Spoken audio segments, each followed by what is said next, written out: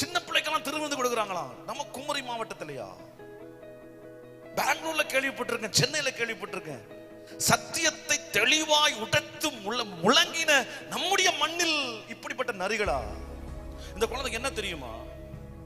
நல்லது தெரியுமா? கெட்டது தெரியுமா? இந்த குழந்தைக்கு நான் ஞானஸ்நானம் கொடுத்த என்ன புரிந்து கொள்ளும்? பாவம் என்றால் என்னன்னு தெரியாது, இன்னசென்ட் ஆச்சே. இந்த பிள்ளைக்கு நான் ஞானஸ்நானம் கொடுத்து என்ன செய்ய முடியும்? இந்த பிள்ளைக்கு நான் திருவிருந்து கொடுத்து இந்த பிள்ளைக்கு நான் என்ன புரிய வைக்க முடியும்?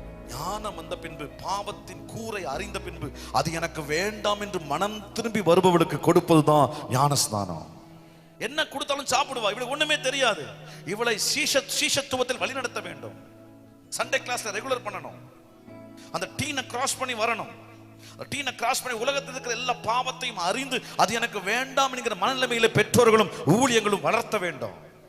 அந்த நிலை வரும்போது அவளே சொல்லணும், நான் கர்த்தராகிய இயேசு கிறிஸ்துவின் நாமத்தினால, பிதா குமாரன் பரிசுத்தாவின் நாமத்தினால நான் ஞானஸ்தானம் எடுக்கிறேன் பாஸ்டர் சொல்லி வரும்போது, அந்த பிள்ளைக்கு ஞானஸ்தானம் கொடுக்கும்போது அது 30, 60, 100 பலனை கொடுக்கும். அது தேவ ராஜ்யத்தின் மகிமைக்காய் இருக்கும். பாவத்தை வெறுத்து நீதிக்காய் வாழ்ந்திருக்கிற ஒரு தலைமுறையை உருவாக்க தேவன் நமக்கு கிருபை பாராட்டுவார்.